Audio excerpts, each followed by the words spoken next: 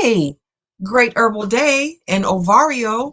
This is Dr. HerbSistah, and I am here to answer some questions that young up and coming herbalists have asked me, and I wanted to make sure that I had an opportunity. I love it when you ask questions. I always want to be a part of the stream of life and how the elders help to educate the younger ones.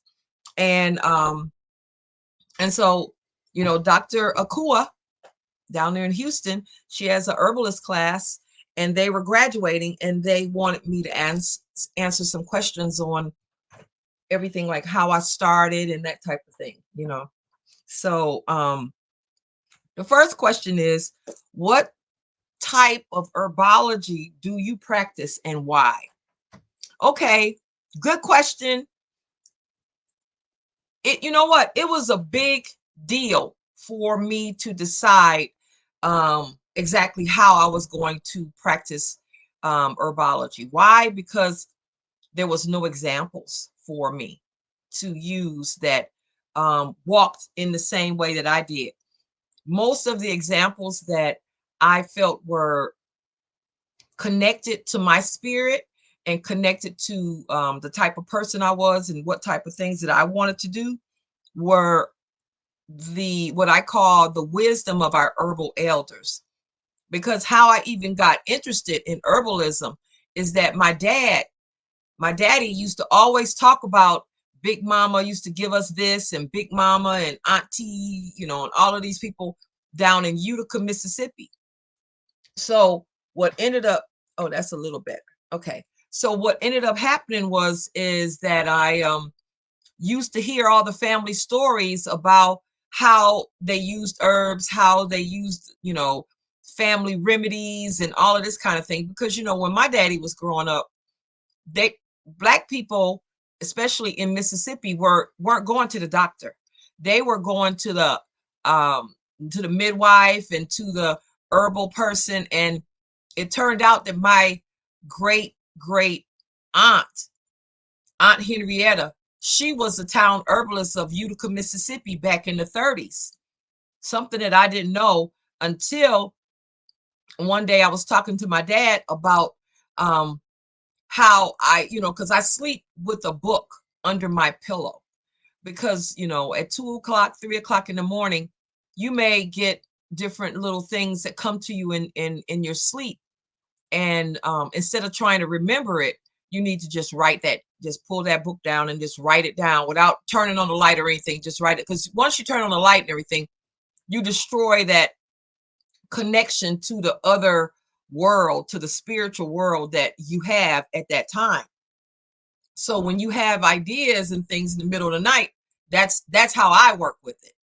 And so I decided to work in what I call the wisdom of our herbal elders. I studied Ayurvedic, Chinese, Western, African, every type of herbalism there is. I studied all of those. But I wanted to call it the wisdom of our herbal elders because I wanted to not only give honor to my people and how they kept us alive, but I also wanted to acknowledge that what they were doing was worthy. I didn't have to go and study, someone else's 3,000-year-old herbalism. My herbalism, my grandmother, my great aunt Henrietta, all of our greats, what they were doing to keep themselves alive during the enslavement and afterwards during Jim Crow, etc., was all worthy. It's all worthy. And that's what I was doing, was making sure that I didn't feel that what I had was no good and I needed to get somebody else's to make it seem like I was doing something that was worthy. Bottom line. And you always have to maintain and keep your people in mind, because everybody does. There's nothing wrong with that. There's nothing wrong with maintaining and keeping your people's information alive, So I call my herbalism wisdom of the herbal elders. But I have learned all types of herbalism. And what we learn here in this country, that we think of a lot of times as just American herbalism is actually Native American herbalism mixed with some British European herbalism. You know, you have to go out of your way to go and find out about Brazilian herbalism, or um, Amazonian herbalism.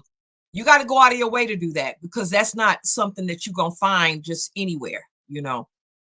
And I wish I could show you all my books. I'm gonna have to try to turn this computer around so I can show you a view of all of the books that I have over there, all different types of herbalism.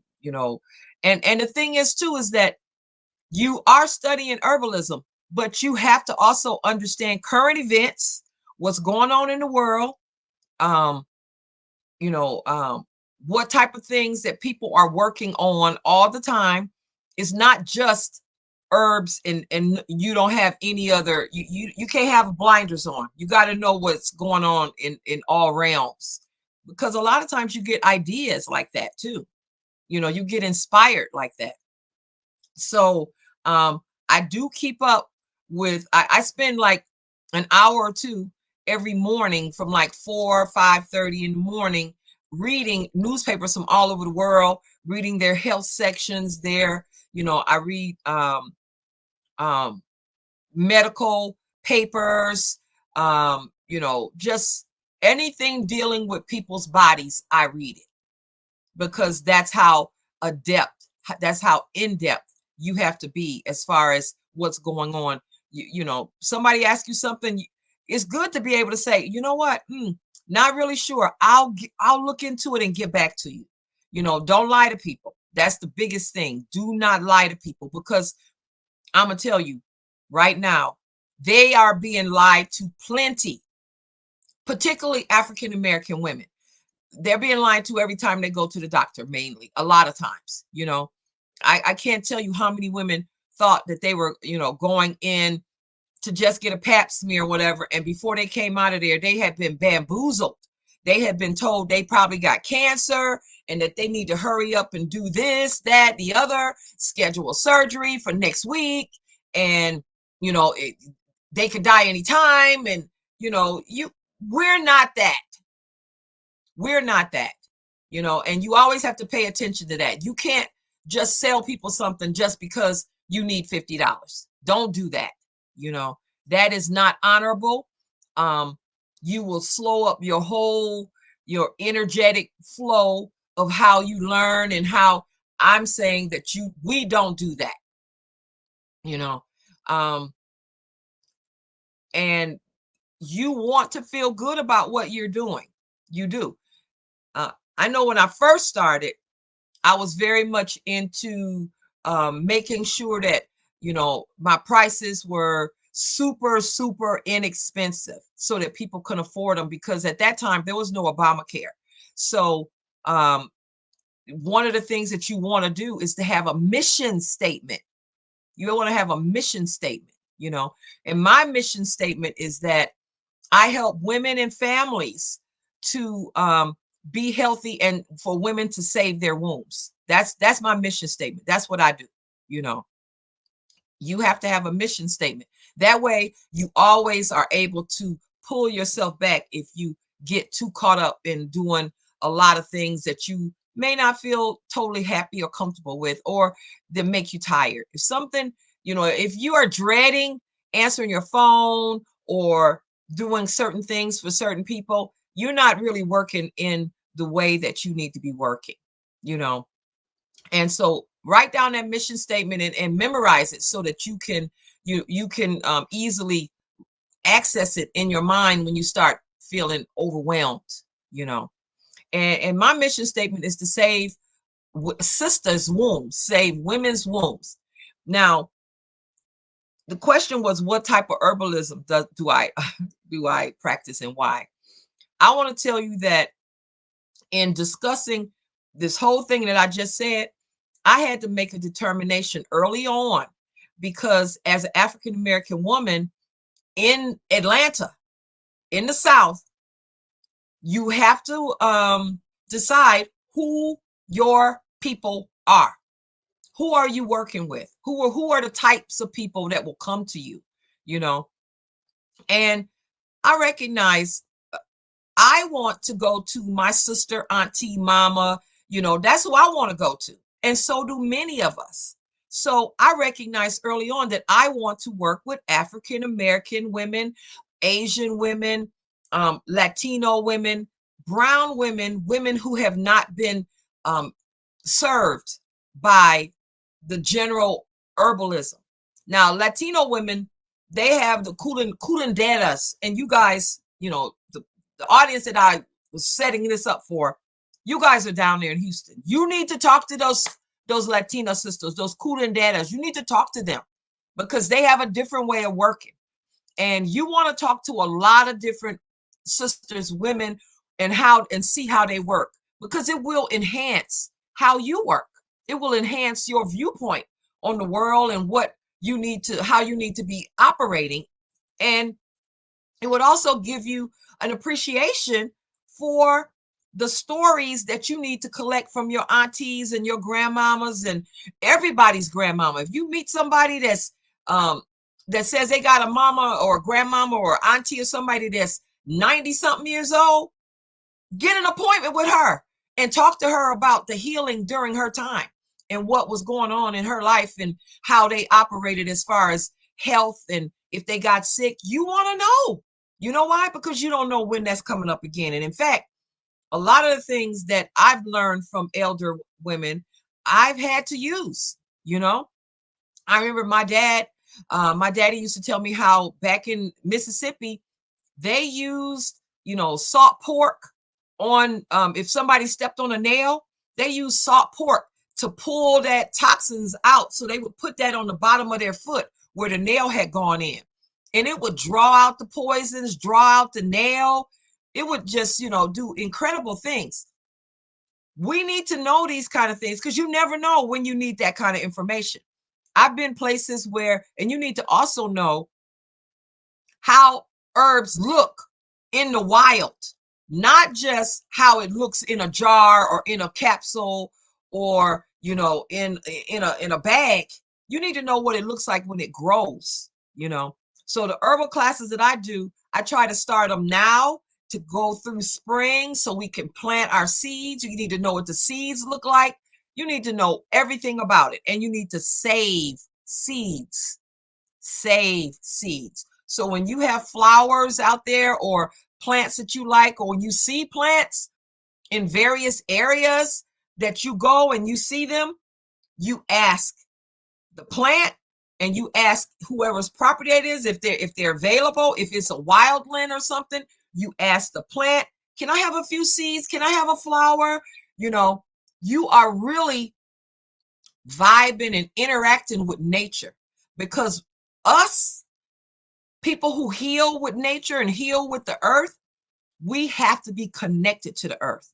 So even if you live in the city, you got to go sit on the lawn, you got to go sit in the park, you got to go sit on the beach, you got to keep yourself connected to the earth, because the earth is what heals us. The earth energy, particularly women, it comes into our wombs and it radiates throughout our bodies, and that's what heals us. That's what keeps us stationary and keeps us anchored to the planet. And we are people of the earth. We want to stay connected to the earth because that's helping you to do your work. That's helping you to do your purpose, because it's not work. You know, when you're doing something that you love, I'm up at 4:30. I'm loving this. The whole time we all been in the house and everything, I've been so happy.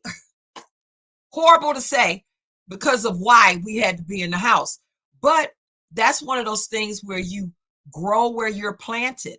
And I've always worked from home because I have 4 children and I always wanted to be there when they got off the bus.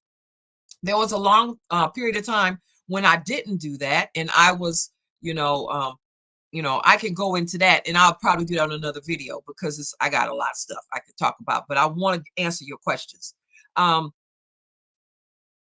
but you want to work in purpose. You want to work from your core where you feeling, you know, really enthusiastic and excited about getting up and blending your herbs and talking to people and doing your seminars and things. And this is not something you're doing straight out the gate, because even once, Dr. Akua certifies you, you still got a lot to learn.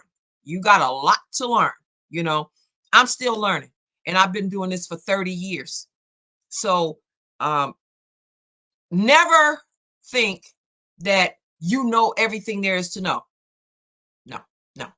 And you don't want to go in that direction, because that means that you are, jumping over Mother Earth. She has everything that we need to know, but it's going in different directions now, and we have to learn it according to how she wants to give it to us now, because she's damaged, she's sick, she needs help. And most of us here want to think that, because we went to school and we understand and we drive and we can fly and that the earth can take care of herself, and it doesn't matter what happens, it'll be okay. It's not that way. It's not turning out that way. The earth is sick. The earth is having a problem, real big problem.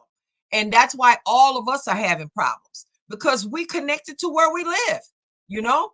So so that's that's why you need to know what's going on all over the world, because a lot of times you'll see, as as I have, that women or female species all over the world are having problems reproducing all over the world. You know, the frogs, the turtles, the fish, so when women come to me telling me that they can't get pregnant and they 35, or they've been pregnant but they can't hold a pregnancy and da da da da, well, that goes along with what's going on all over the world, and we need to pay attention. And what I like to say is, we are not apart from nature, we are a part of nature. And when you start recognizing that you are a part of nature, not apart from nature, you start recycling, you start, composting, you start, raking your leaves and putting them in a place so you can put them on after they break down, you can put them in your garden. You start looking at picking up trash in places where you don't even live, because we live on the earth and trash does not go away. We put it in different places, but trash is everywhere we are, because people who throw stuff out of their window, that's like throwing stuff in your backyard or in your front yard. You have to take care of the planet.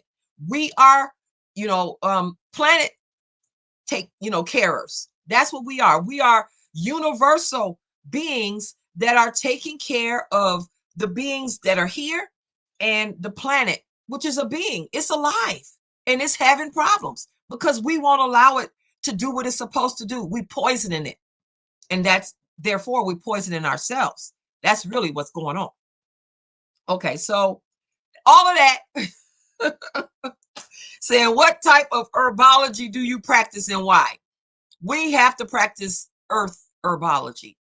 And in fact, I have a whole herbology that I've created from what I'm saying to you right now, um, and I am wondering how much to say in this one question, but I've created another herbology because I think there's necessary for people like us to have one that does more for us, the planet, and women. So it's called Womanist Herbology. And that's what I'm going to start teaching, because I think that it's necessary for us to use that perspective as healers, as the most powerful beings in the universe. We create everything for us to create this herbology, and also to learn from woman's perspective. And a womanist perspective is different. I know back in the day, there was a time when the elders used to call us, if you were a boy and you were aggressive and bouncy and always into stuff, they say, and you like to be on women and be in people's face. They say, oh, you mannish, like a man. And they used to say the same thing about young girls. You womanish, which meant that you had business, that you had, a confidence and a way about you that puts you in a different category. And sometimes they say, well, sit your little womanish self down, get out of my face with your little womanish self, So womanist herbology is about being assertive, aggressive, understanding who we are, understanding our power, understanding our connection to the earth and to the universe and to other women, and how we use that. So I'm going to be teaching that course coming up, and it's going to be a regular thing that I'm going to teach. So what ignited, this is the second question, what ignited my interest in herbology personally and professionally? Well, I guess I answered a lot of that just now.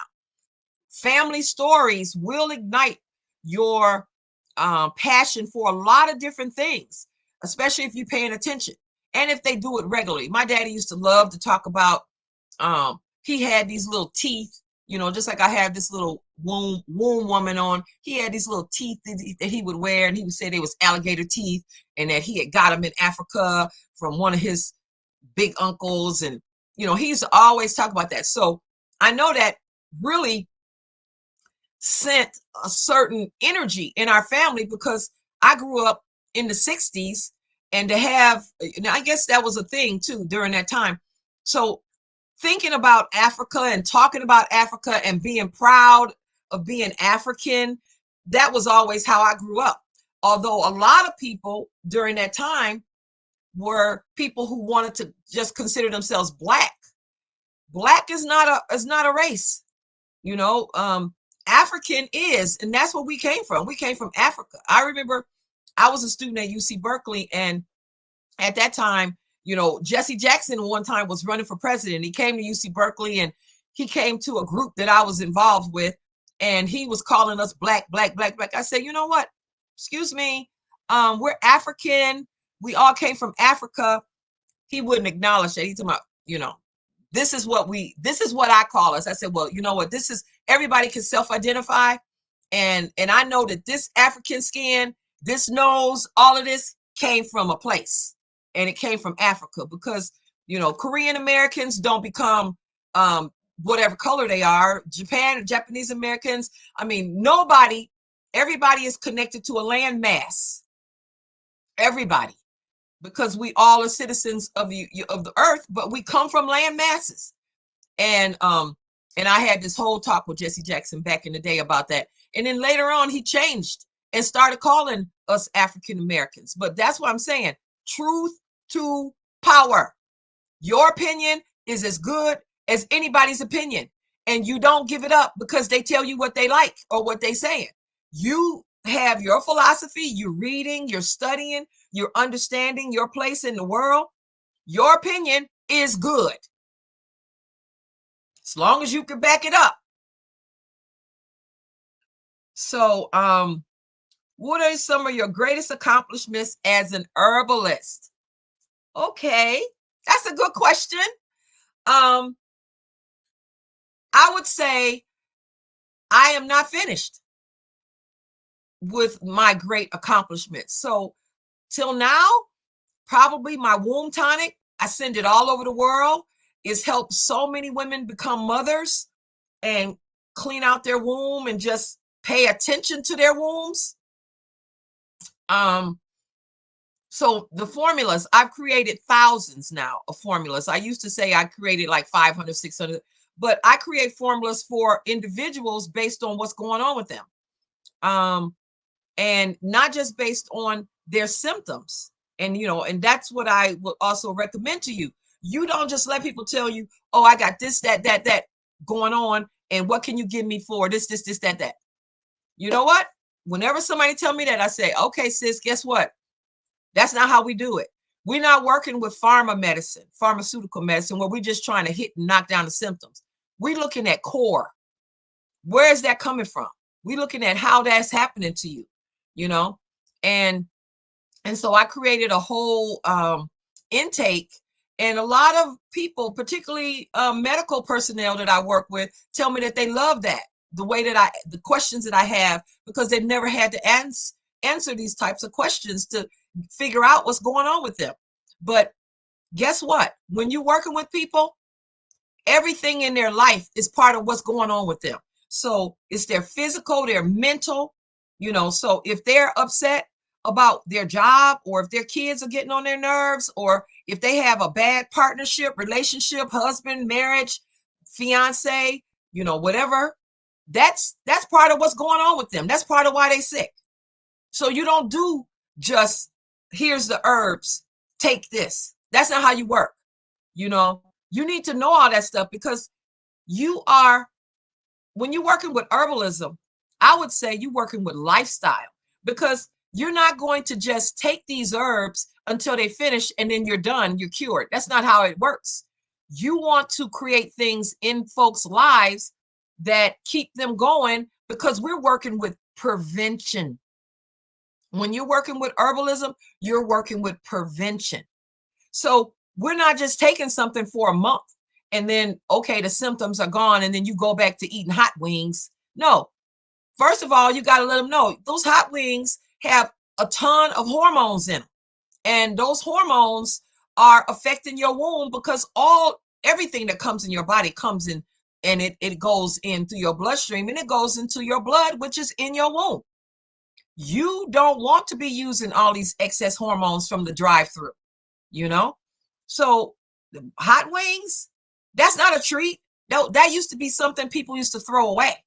And because it was so much of it thrown away, our grandmothers would go to the butcher. They used to have butchers in stores, and some stores they still do. And they would ask, with a couple of dollars, go and get some of them wings, them wangs. Go get some of them wangs. And them grandmothers would bring them wangs in, and they put all kinds of garlic and bell pepper and, paprika and hot sauce and all stuff on there.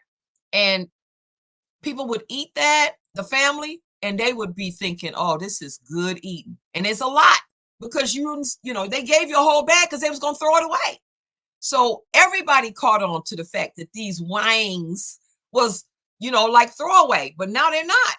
And everybody is putting all these spices and herbs, and our grandmamas was doing that. They've been doing that, A lot of these things you could look at as African American women, or African Caribbean women, African women within the diaspora, who are creating things that other people take up and make millions of dollars with it, because we are so accustomed to creating things that we just doing stuff because it's necessary.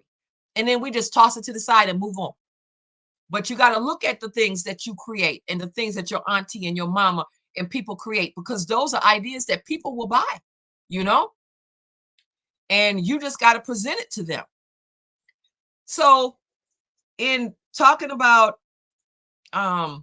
professional and personally, and great accomplishments, those are some of my great accomplishments, is some of my formulas, going around the country, and soon, if we hadn't had this pandemic, going around the world, talking to women about the spiritual aspect of healing our wombs, the physical and spiritual aspect of healing our wombs, because we think because we're having a cycle, everything's good, everything's cool, we don't have no problems. But that's not how it goes, And a lot of articles you will read will talk about detoxing is antithetical, or detoxing is not good for the body. Well, guess what? See who's saying that before you take that in.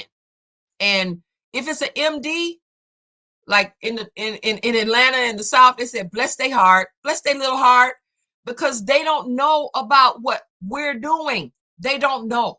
So what they're saying is based on how they learn and what they're doing. And they think, and I read an article in the BBC News, just a couple of days ago, that was talking about how detoxing is stripping you from vitamins. But guess what? The main thing that's stripping us from vitamins is agricultural stripping. The foods that we're eating from some of these dead soils have no vitamins to begin with. But they're not talking about that. They're not talking about agribusiness and the fact that they keep growing GMO crops in the same soil over and over and over, you know, in large quantities. They're not talking about that stripping of us minerals, stripping us of minerals. And that should be the main conversation. We already stripped the minerals. But when you do a detox, and one of the things that I think that I have, you know, really focused on and created was womb detox. Because, you know, we wash our hands several times a day. We floss and get our teeth detox at the dentist by having them cleaned under our gums. And, you know, we get facials and have stuff drawn and pulled out of our skin. We do that to our hair. I mean, you know, we do this we do colon cleanses and colonics. We do this all over our bodies. But nobody was thinking that we need to do this to our wombs. I said, you know what? We need this done to our wombs. We need to detox our wombs. We need to clean out all that old blood. We need to move out all that waste so that women won't create and coagulate all this stuff and create fibroids and have their wombs taken from them at young ages. You know, I just just the other day, I had a woman who a doctor told her, oh, I can get rid of all the endometrial tissue. I might want to mention that it was a male, because I feel that sometimes men have a very disrespectful way that they operate around female bodies, particularly African American bodies, you know. And we already know that people say things to you that they shouldn't say in the OBGYN office and all that. But he told her I can get rid of all the endometrial tissue. Well, you know what? When you learn about that, you'll see that that tissue can grow everywhere, all around your stomach, up high, on your lungs, on your colon. It can grow everywhere. So for him to tell her he could get rid of all her endometrial tissue, I already knew what that meant. That meant she's 27. He was going to give her hysterectomy and told her, I got rid of all the endometrial tissue and the rest of it may just go away. But he was going to give her hysterectomy. And I've already seen women 25 years old had full total hysterectomies because they didn't have the information that they needed to protect themselves. And they didn't understand that just because a doctor tell you you need a hysterectomy, unless something is hanging, you don't need it right then. You can say, let me pray on it. They're not going to bother you when you say you're going to pray on it. Let me pray on it and I'll get back to you. Then you need to go somewhere and start doing some steams and do a womb detox and look at your diet and exercise and do some baths. And I mean, you need to get on it, sis. You need to change your life. You know, if somebody's telling you need a hysterectomy, that's a life-changing moment, you know? And I've seen women who had been hysterectomized, that's my own word, against their will. Because once you sign the paper, they feel like you agreed to whatever, and then they'll tell you later, oh, it was a mess. It was a mess. You're so lucky you had me. Oh, it was such a mess. I couldn't do nothing else but take everything out. You don't want to get in that situation. That's why we're talking about prevention. Herbs in this life is prevention. So that's what we're doing here. We're not giving somebody something just to get rid of this or just to get rid of a mole or just, we're not doing that. We are doing things as a preventative. That's what herbs are. It's a lifestyle so that you can prevent things from happening, you know? Okay, so this is the next question. Thank you so much. I appreciate doing these questions. What have you noticed to be a challenge in your practice? Okay, the challenge in the practice is what I just said. People wanting you to give them something one time, and then they call you a year later and say, I remember I took something with you like a year or so ago, and it worked, but I didn't keep it up, and I was wondering, can you give me that again? What? And really, guess what? You need a whole new consult, and always do consults. You need a consult, and we need to figure out where you are today, you know? And that, I think, on some level can be some of your biggest challenges, because sometimes people think, oh, you can just tell me something real quick and I'll just figure it out, or I'll get that information from you and then I'll go look on the National Enquirer, and then I'll go and ask another herbalist on Facebook, and then no, everybody works in a different style. everybody has a different philosophy as to how they're approaching their herbs. And I will tell you that one of the ways that I approach my herbs is that I'm always working on the liver and the kidneys and the excretory organs.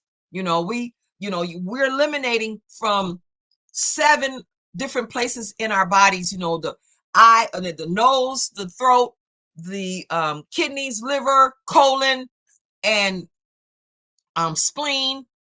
And we are always looking to make sure that all of those organs are supported. So when you see a formula that has 3 herbs in it, I'm kind of scared about that. Why? Because, if you have 3 herbs in it, what are those 3 herbs doing? Is that I always use dandelion. Although dandelion is in the ragweed family, and I'm using dandelion root. Dandelion is in the ragweed family, and we got a lot of people with allergies. See, that's why you got to talk to people, because you can't give somebody chickweed and they got a ragweed allergy. You got to be talking to people so you know where you coming in at. The last thing you want to do is cause them to have scratchy throat or itchy, or their eyes blow up, or they got to use the EpiPen. You don't want to cause people to have more of an issue than they had. First, do no harm, and that is the medical phrase of first do no harm. That is their premise, their oath, and we have to think the same thing. This is medicine. It is food, but food is your medicine. And you'll get a lot of people who will immediately want to know more than you because they Googled the herbs. I just put it like that. They immediately want to know more than you, and you don't compete with them. Let them know, whatever they think they know. But work your style, and do not let them shortcut your style, or even question your style. I mean, I had my brother-in-law, he told me he was going to get my lung tonic, and that's a very, very good lung tonic. And it's based on my Aunt Henrietta, the one I was telling you about, that was an herbalist in Utica, Mississippi. And I got a little story to tell you about that. But he told me, okay, I want to get the lung tonic, but I want to make sure, because he's from the islands, I want to make sure that she has something to work her bowels and everything. I said, how long you think I've been doing this? I've been doing this for 30-something years. It's got to be worked, the bowels. The bowels have to be worked for you to have an effective herbal formula. Things have to come out. So they either have to spit them out, come out through their bowels, have to come out through sweat. They have to come out, And I said, so I've been doing this. Don't tell me how to do this. I had to just tell him quick. And a lot of times you got to do that with men. I had to tell you, because they'll think, well, I'm going to help her. She probably really don't know as much as me. It's just a male, what do you say? When they feel entitlement, it's male entitlement, and it's very prominent, and it's very prominent. I won't even go into all of the details, how prominent it is, but it's very prominent. And I had to stop him right then, because he asking me for help, and then he gonna tell me what I need to know or what I need to do. Cut that, sis. Don't let it happen. But my Aunt Henrietta, they were, as I was telling you, they were the town herbalist for Utica, Mississippi, and she used to like to use mullein. My daddy told me. And my Uncle Peter Brown, her husband, he used to like to use asafoetida. So that's part of how when I'm talking about these legacy herbals and using the wisdom of the herbal elders and everything, I use herbs that are very southern. Now, asafoetida is actually what African Americans in the South call asafoetida. It's a Middle Eastern herb that smells very strong, like onions and garlic. And some of the common names for it is devil's dung. That's how bad it smells. But you could ask any of your elders in your family, And they used to wear that in little bags attached to their clothes. And they used to have to eat a little bit of it every day because it's very good for lungs and mucus and all of that. And, you know, in those days, those elders, they used to stay in very dank and windy and in you know, houses that didn't have good insulation and stuff. So it was very easy for people to have chest colds and stuff going on with their lungs and that kind of thing. So that asafoetida was something that they use all the time, and they call it asafoetida, you know. And you just respect what they call it, and you call it what they call it, you know. But my great aunt and uncle used to use these different herbs, and I incorporate these herbs into things that I make, you know. I'm gonna tell you a little story. One time I told my daddy, I said, you know what? Is somebody talking to me at like 2:30, 3 o'clock in the morning? And he says, what are they saying? You know? And I said, well, sometimes they tell me about herbs. Sometimes they give me whole entire formulas. Sometimes they just give me ideas, you know, in directions I should go with a particular client, you know? And my daddy got real quiet on the phone. And I said, ooh, is he calling to get me some help? I'm thinking, is he trying to call somebody and get me somebody to get over here and see about me? You know, but then he says, well, guess what? You wouldn't know these people because back in 1932, when I was, you know, 12 years old or 8 years old, whatever, my uncle Peter Brown and Aunt Henrietta Brown, they used to go around the town with their buckets and baskets of herbs and jars, and they used to minister to the people in the town. And I'm like, what? And he said, yeah. And Uncle Peter, he liked asafoetida. And Aunt Henrietta, she liked mullein. He says, and they used to always give it to your grandmama Susie. They used to always give grandmama Susie mullein because she always had lung issues because she was in a wheelchair after a while. So, you know, sitting like that, she would have, you know, not a ability for things to flow through her system. And he says, so that's, I said, so you know what? I think that's who's talking to me because they know herbs. They know what they telling me. And the next morning, and I don't even see the book the next morning, but I write it in that book that I'm telling you about. And then every couple of days, I will go to that book and just flip through it and see if there's anything new written in there. And I said to my dad, I said, it's them. It's them. They talking to me, you know? And he's like, whoa, you know. I said, but guess what? I need it. I need guides. I need help. I need what their energy is and the years of them working with people. I need it. So I'm grateful, you know, and I'm just happy you told me about them because now I know who it is, you know. And he was kind of quiet, you know, because he still don't want to believe everything I believe, right? But I still believe that my Aunt Henrietta, my Uncle Peter Brown, you know, the minister to all the people in Utica, Mississippi, still come and give me information. And you will have people, you know, energies, spirits, elders that will come to you when you open up and they see that you carrying on the job or the work that they did. They will come. You know, you just can't be scared, and but you know, just be cool, be cool. They there for you. They there for you, you know. So what have you noticed the most has changed over the years from when you started practicing until now? Okay, when I started, the only other person that was actually doing this to this level was Queen Afua. And she and I have two different styles. I didn't know Dr. Afua down there in Houston. I didn't know her. But everybody knew Queen. So, but like I said, we have different avenues and how we operate and that type of thing. So there was no, all of the herb books and everything, there was just white girls, Jewish girls, you know. And one book that I read one time, and I have stacks. I'm gonna turn my computer around and let y'all see. And that's just some, you know, but one book I was reading, this one Jewish girl who was, I can't even think of the book, but I will notice the book if I see it in my stacks. She says, Well, I'm speaking for me and for women that I work with, as far as Jewish women and everything. I need to leave this question for African American women and Black women so that they can do. I'm doing a video. Okay, fabulous, fabulous, fabulous. Okay, okay, okay, okay.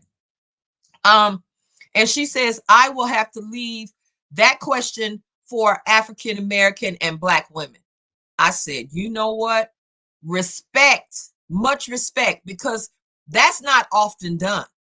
Not often done at all. And we have to take our information and take our power and not let people speak for us, you know?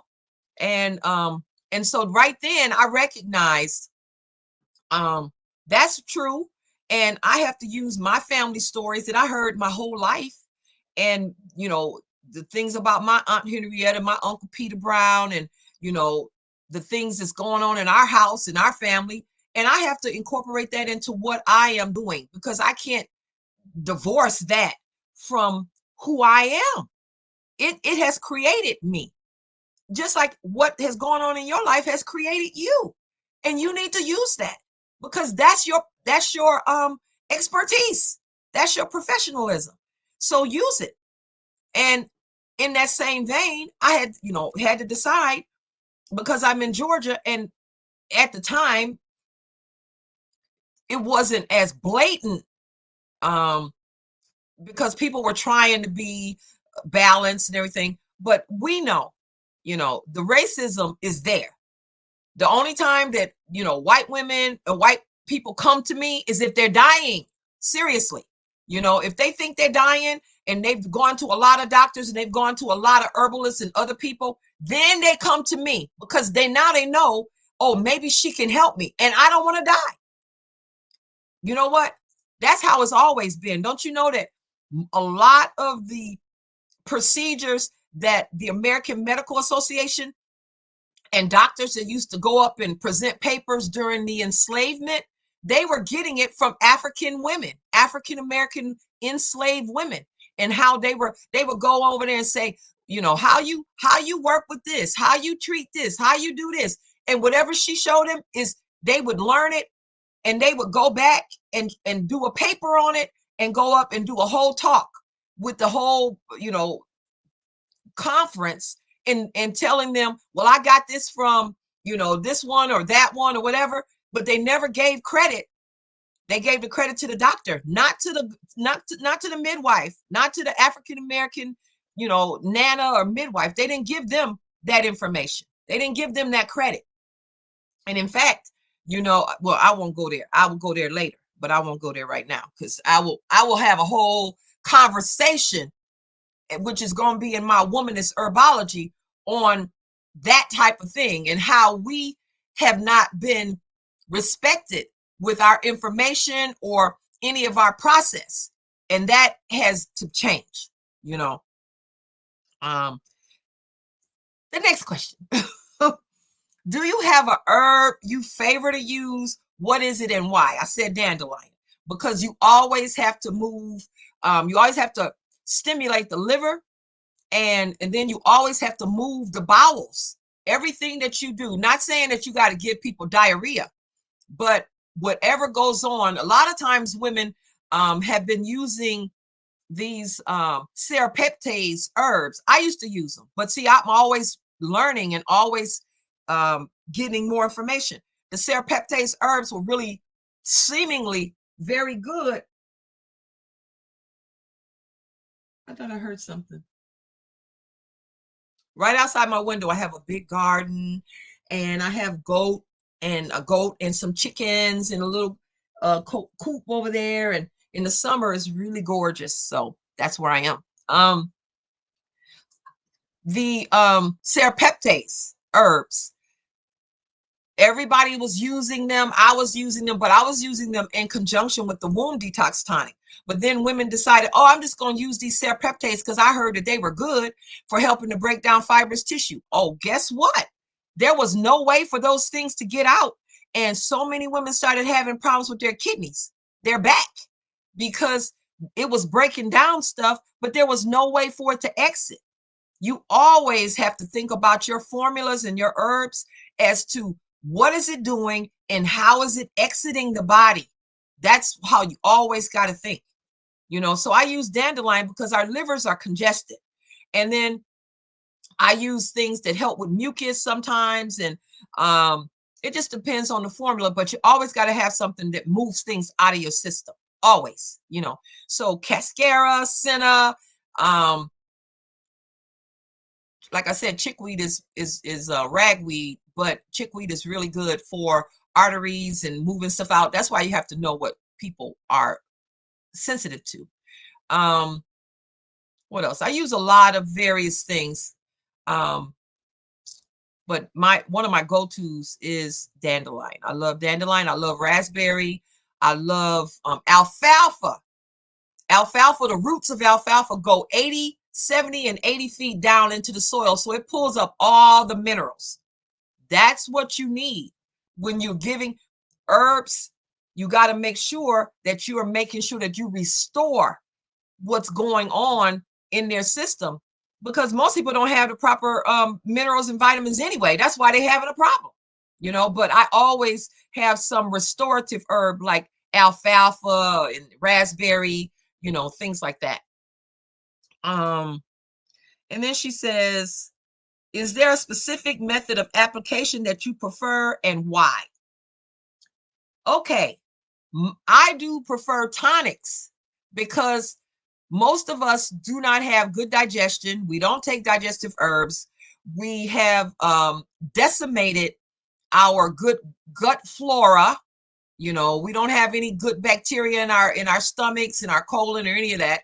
And so we're not digesting things. So a lot of pills are not great unless you have them on enzymes. And you do need to work with other things other than just plants. You do have to put people on enzymes and probiotics because they're not going to do it. And essential fatty acids.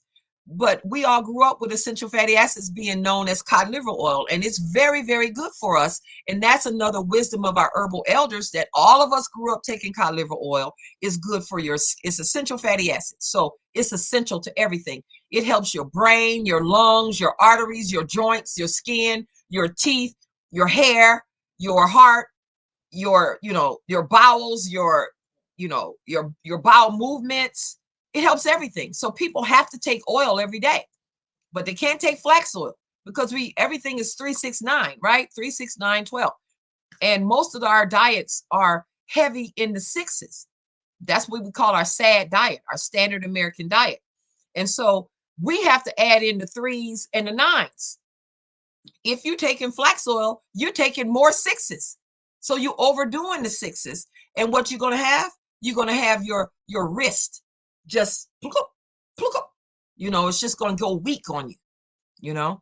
So you have to have 369 oil. You could do hemp oil. You could do cod liver oil. I prefer cod liver oil because I grew up with that. And you notice a difference in like 2 days taking cod liver oil. And I have a really good brand that I like, the Green Pasture brand. It's on Amazon, but they have a great company newsletter that teaches you all about, oils and everything. And you want to look into Weston Price. That's a book of a man who had a philosophy. He went all over the world looking at native peoples and looking at their teeth and looking at the fact that people in what we consider so-called primitive societies had better teeth than people who were eating the standard American diet, the SAD diet. They had better diets and their teeth were straighter and, everything. So you got to look into Weston Price. Read those kind of books, and, you're not finished. You have plenty to learn, What else? Okay, so those are all the questions that she had for me. And I should have put this out for all of my clients because people are always asking me about, myself. And I don't talk about myself a lot, but I did want to give some, background because, that does matter. My mom died when I was like 17, and I was the eldest daughter because I have one brother older than me. who came into the family when he was 12 years old. And he, having your mom die when you're 17 in your first semester of college, it changes you, changes your whole world, changes everything about you. It changes everything that you do and why you do it. And I think on some level, that's why I work with women like I do, because a lot of women are unmothered. I was unmothered. And women who are unmothered are women who are a lot of times very aggressive. I am. And there's nothing wrong with that. You know, aggressive, determined, tenacious. You know, I tell my kids, you know, you don't let people tell you, you don't tell yourself no. You let other people tell you no, and then you still keep going. You don't let other people, you don't tell yourself no. Do not tell you. That's what I got from not having that backup of a mother. And a mother is all of the backup that you going to ever need in your life. Your mother going to be there. You know, if she's trying to do the mothering job, she's going to be there whenever it's necessary for her, you know. And so, you know, that was a big deal. And I recognize even now, I even mother my kids differently because I was unmothered, you know. And I would just say that, you know, I went into a lot of things because your mother will tell you the truth, and she will give you the right story. And a lot of times your friends, they don't know any more than you. So they can't give you a perspective. But mothers and grandmothers and aunts, if they got their head on straight, they will give you good information. You know, at least they will give you what not to do, you know. And sometimes that's good, and sometimes, you know, if you don't want to be afraid to live life, you don't want to be afraid to try things, but you do want to have some good women in your corner who can give you good advice. That's really a good thing. It's really a good thing. And I think Dr. Afua, you know, that you are working with, she's a good person, a good woman, have good common sense. Everybody don't have common sense. Everybody don't have wisdom. I'm gonna tell you that now. They don't. Not everybody. It's a blessing when you meet people who do have it, you know. And I think that I was bestowed with it. One, in the way that I was raised with my both of my parents, and then my dad was there continuing to give us wisdom. And then, you know, making sure that you listen to people when you're working with them, with your clients and things. When they're telling you stuff, you can learn a lot from what people are, you know, how they're living. And I would say this too, is that most of us, I love biographies, and most of us are not doing as much of that as we can, which is looking at other people's lives. And me, once my mother died, but always growing up, the women that I used as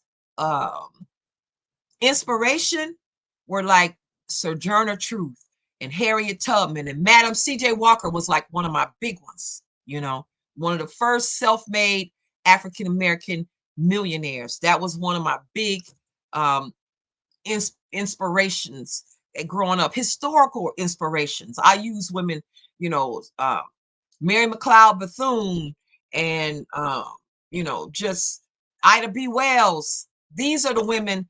Once my mother was gone, and I already had been using them, it took it to a whole different level for me in reading their stories and understanding their lives, and, you know, looking at, you know, how to navigate. And that's a big thing in what you're doing, is under being true to yourself, but understanding your history and what people did for you to be able to do this, you know. um and that is a very, very important thing, is given honor to the people who came before us, and allowed us to be here and have the lives that we have, you know. um so those are the questions. So I'm going to put another video up here. And you, oh, please follow me on my Instagram. Dr. HerbSistah, and I have a WombLoveOlogy on Facebook, and I'm Dr. HerbSistah on all the platforms. So follow me on those, okay? Okay, so I'm gonna do another video right behind this, but I don't want to take it, so people who don't want to hear about who I am as a life story, I'm going to bring that up because I do get a lot of questions on that, and I do want to give people fill in those blanks so you understand, your so-called things that didn't go right. You can make them into something that is your strongest point, is your strongest asset. It's we all going good when we recognize where our power is coming from, you know. So thank you so much for asking me for these questions and answers. I appreciate it. I appreciate being able to transfer my knowledge. If you need any more answers or questions, please do look at, you can email me at HerbSistah customer service at gmail.com. HerbSistah customer service at gmail.com or info@herbsistah.com. Okay. So thank you so much. Have a great herbal day. Ovario. And I use that Ovario for the WombLoveOlogy class. And it's because ovaries, that's ovaries in Spanish. I love Spanish.